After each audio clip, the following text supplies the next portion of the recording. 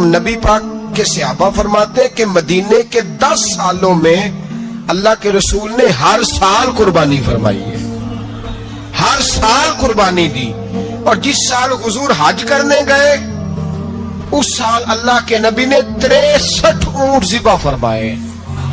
اور حضور صلی اللہ علیہ وسلم جب اونٹ ذبح کرنے لگتے نا تو صحابہ کہتے ہیں اونٹ خود دوڑ کے حضور کے سامنے آ کے لیٹ جاتا اور نبی پاک اسے ذبح کرتے اور فرماتے ہیں ایک دوسرے کو دھکے دیتے اونٹ کے، پہلے میں نے جانا ہے ذبح ہونے کے لیے، پہلے میں نے، انہیں پتا تھا کہ جو مصطفیٰ کے ہاتھوں ذبح ہوگا وہ تو دائمی زندگی پا جائے گا، یہاں بھی وہاں بھی زندہ. 63 اونٹ ذبح کیے. ایک اونٹ میں کتنی قربانیاں ہوتی ہیں؟ 7. اب 63 کو 7 سے ضرب دو گے تو کتنی بنے گی؟ اور پھر نبی پاک صلی اللہ علیہ وسلم نے 10 سال مدینہ منورہ میں قربانی دی، ہر سال. اب وہ 63 اونٹ، ایک اونٹ میں 7 قربانیاں، ہر سال 11 قربانی. اور مولا علی شیر خدا فرماتے ہیں نبی پاک 2 قربانیاں دیتے. میں نے کہا حضور 2 جانور ذبح کر رہے ہیں آپ؟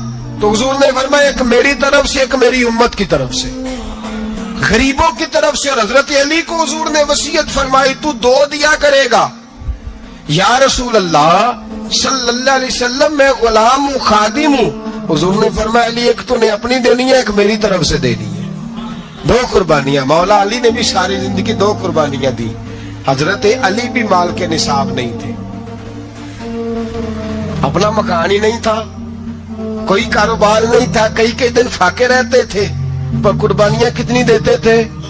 2. ہمارے پاس ویسے اگر سسرال میں، میکے میں، کزنوں میں کوئی شادی ہو جائے تو 50-60 ہزار کا خرچہ برابر ہے، وہ پکا ہے. اور قربانی کی باری غریب ہو گئے، سارے غریب ہو گئے. کہتے نہیں یہاں مشکل ہے. او خدا کے بندے، اللہ کے ساتھ تجارت کر، اس کے رستے میں 1 دے گا، رب تجھے 70 گنا اضافہ کے ساتھ عطا فرمائے گا.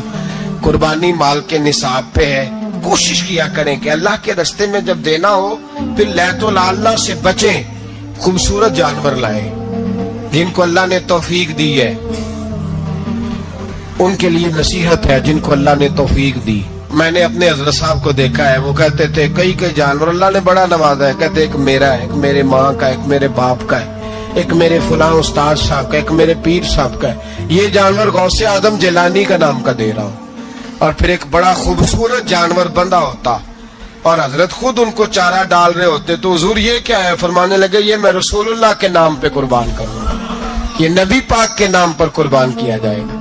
جن کو اللہ نے حیثیت دی ہے وہ کوشش کریں اپنے محبوب کی طرف سے بھی قربانی کریں، نبی پاک کے نام کی قربانی دے. خوبصورت سا جانور پیارا، پھر اس کی خدمت ہو، پھر اس کی قربانی دی جائے اور نبی پاک کے نام پر قربانی دی جائے. حضور نے خود وصیت فرمائی حضرت ابو بکر صدیق کو، قربانی بڑا حسین عمل ہے. اور میرے نبی پاک صلی اللہ علیہ وسلم نے ناراضگی بھی فرمائی، ذرا خوگر حمد سے تھوڑا سا گلا بھی سن لے. میرے حبیب نے فرمایا جو طاقت کے باوجود قربانی نہ کرے وہ ہماری عیدگاہ میں عید کی نماز پڑھنے نہ آئے، وہ نہ آئے. اور یا رسول اللہ جو کرے گا، فرمایا قربانی کے جانور کا خون کا قطرہ بعد میں زمین پہ گرے گا، اللہ اس کے سارے گناہ پہلے معاف فرما دے گا، اللہ اس کے سارے گناہوں کو بخشے گا. قربانی کریں، خوبصورت انداز میں کریں، اللہ کی رضا کے لیے. بزرگوں نے لکھا ہے 3 حصے کرو گوشت کے، ایک گھر میں رکھو، ایک رشتہ داروں میں بانٹو، پڑوسیوں میں بانٹو، اور تیسرا فقط غریبوں کو دو.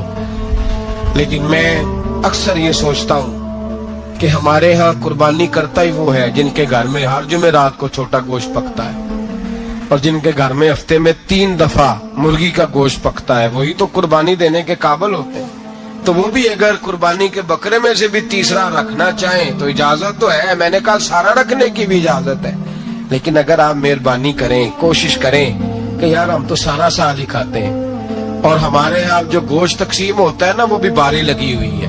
ادھر سے پلیٹ آئی تھی گوشت کی تو ادھر سے بھر کے چلی گئی. بھئی اس نے کی ہے، اس کو بار بار گوشت دینے کا کیا مطلب ہے؟ آپ یہ دیکھیں عزیزوں میں، رشتہ داروں میں، اور میں اگر تھوڑا سا آپ کی توجہ کرانے میں کامیاب ہو جاؤں تو سفید پوش لوگوں کو دیکھیں.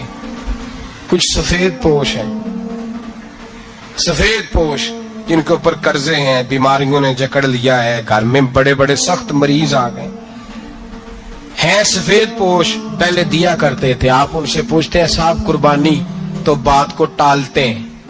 وہ کہتے ہیں سوچ رہا ہوں کوئی حصہ ڈال جائے. پردہ پوشی کرتے ہیں, کہتے ہیں کئی حصہ رکھا ہوا ہے, پردہ پوش. اکثر وہ لوگ قربانی نہیں دے پاتے, اکثر دیا کرتے تھے, اب نہیں دے پا رہے. کیوں؟ اس لیے کہ مشکلات ایسی آ گئیں. ان لوگوں کا خیال کریں, ان کے گھروں تک گوشت پہنچا کے آئیں, ان پر توجہ کریں. وہ سفید پوش آدمی کبھی ذکر نہیں کرے گا.